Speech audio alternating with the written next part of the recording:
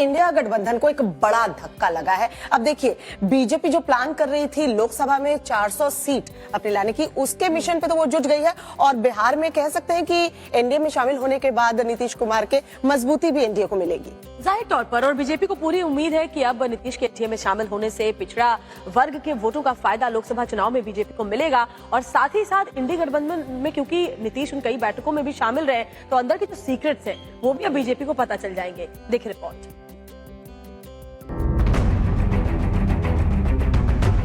नीतीश के इंडी गठबंधन से अलग होकर एनडीए में शामिल होने के फैसले का इंडिया और बीजेपी दोनों खेमों पर बड़ा असर होगा। बीजेपी लोकसभा चुनाव में नीतीश कुमार के साथ आने से फायदा होने की उम्मीद कर रही है। बीजेपी ने इस बार लोकसभा चुनाव में 400 का टारगेट रखा है। प्रधानमंत्री नरेंद्र मोदी ने 400 के टारगेट के लिए पीडीए तैयार किया है, यानी पिछड़ा, दलित और अगड़ा।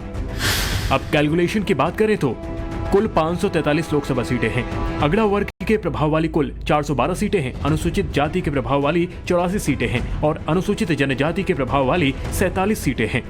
मोदी की टीम में पिछड़े के लिए नीतीश कुमार आ गए हैं। दलित वोट के लिए बीजेपी लगातार काम कर रही है और अगड़ा भी राम का नाम लेकर बीजेपी के साथ खड़ा हो गया है, जो मिशन 400 को पूरा करेगा। लेकिन ये तय है कि नीतीश के एनडीए में आने से इंडी अलायंस जरूर बिखर गया है। जहां तक इंडी अलायंस का सवाल है,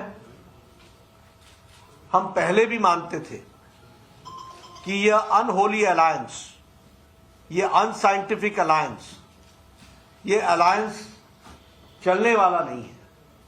और ये जो इंडी अलायंस है, ये कंसेप्चुअली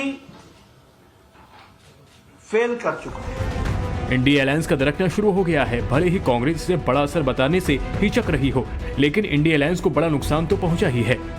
कोई असर पड़ने वाला नहीं है इंडिया गठबंधन पर, कोई असर नहीं। ऐसे तो ये जाने जाते हैं और ये गिरगिटों को कड़ा टक्कर देने में माहिर हैं, राजनीतिक रंग बदलते रहते हैं, पर ये असली सूत्रधार तो दिल्ली में बैठे हुए हैं। प्रोड्यूसर डायरेक्टर दिल्ली में है, मेन एक्टर पटना में है। क्यों ये हुआ है, सारा ड्रामा क्यों रचा गया है? क्योंकि भारत जोड़ो न्याय यात्रा की सफलता से बौखलाए गए हैं। नीतीश का एनडीए के साथ जाना तो इसकी शुरुआत भर है। इंडी गठबंधन के लिए बंगाल, पंजाब में भी हाल बुरा है। वहीं बीजेपी जिस तरह से आगे बढ़ रही है, उससे मोदी के लिए 400 प्लस के आंकड़े को छूना कोई मुश्किल बात नहीं है।